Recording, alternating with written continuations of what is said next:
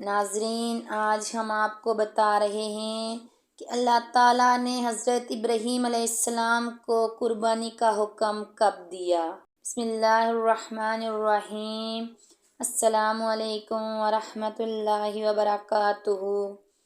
حضرت ابراہیم علیہ السلام وقتاً فوقتاً مکہ تشریف لاتے اور حضرت ہاجرہ رضی اللہ تعالیٰ عنہا اور حضرت اسماعیل علیہ السلام سے مل جاتے۔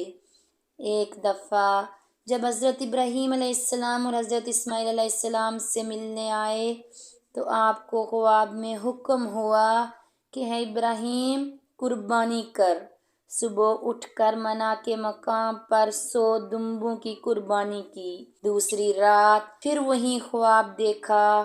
صبح اٹھ کر خلیل اللہ علیہ السلام نے 100 اونٹ قربان کیے اور سمجھے کہ میں نے حکم الہی کی تعمیل کر دی۔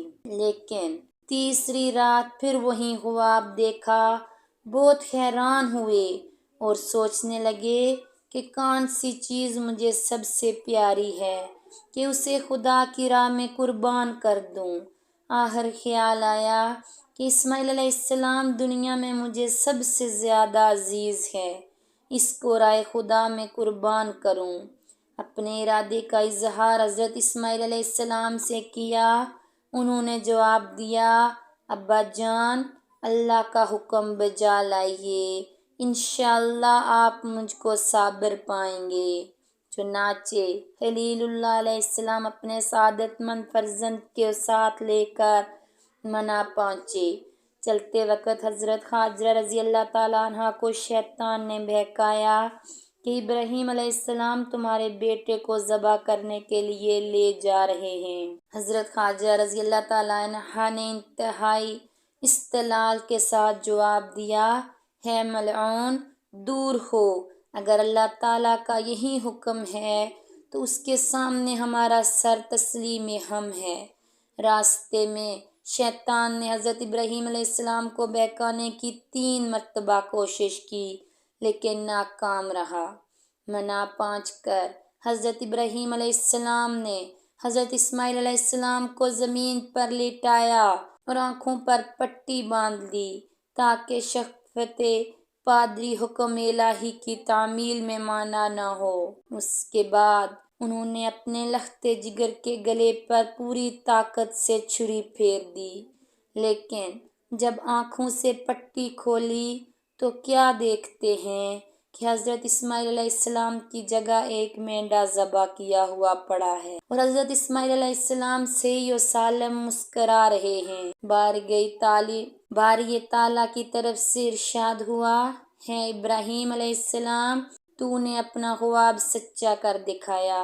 ہم نیکوں کو اس کی نیکی کا اسی طرح صلہ دیا کرتے ہیں۔ اس واقعے کی یاد میں مسلمان ہر سال عید الاضحیٰ مناتے ہیں، کعبہ پہنچ کر حج کرتے ہیں اور قربانیاں دیتے ہیں۔ حضرت ابراہیم علیہ السلام تیسری دفعہ حضرت اسماعیل علیہ السلام سے ملنے آئے تو انہیں خانہ کعبہ کی تعمیر کا حکم ہوا۔ چنانچہ دونوں باپ بیٹے مل کر تعمیر کعبہ میں مصروف ہو گئے۔ حضرت ابراہیم علیہ السلام نے عرض کی، میری آواز نہیں پہنچے گی؟ رب کریم نے فرمایا، تیرا کام پکارنا ہے اور پہنچانا ہمارا کام ہے۔ چنانچہ حضرت ابراہیم علیہ السلام نے مخلوق خدا کو پکارا اور اللہ تعالیٰ نے دنیا کے گوشے گوشے میں ان کی آواز پہنچا دی۔ آج صدیاں گزر جانے پر بھی لاکھوں مسلمان دنیا کے کونے کونے سے کھینچ کر ہر سال کعبہ پہنچتے ہیں اور حج بیت اللہ سے مشرف ہوتے ہیں۔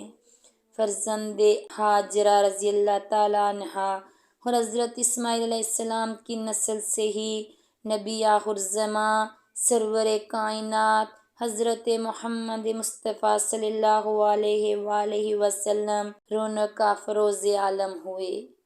ناظرین، اللہ تعالیٰ اپنے نیک بندوں کو ہی آزمائش میں ڈالتا ہے، لیکن جو لوگ صبر کرتے ہیں انہیں ہمیشہ آسانیاں ملتی ہیں۔ یہ ہے تو مشکل کام، مگر اللہ تعالیٰ صبر بھی انہیں دیتا ہے جو اس کے خاص بندے ہوتے ہیں۔ اللہ تعالیٰ سے دعا ہے کہ اللہ تعالیٰ ہمیں بھی صبر کرنے کی توفیق نصیب فرمائے، آمین۔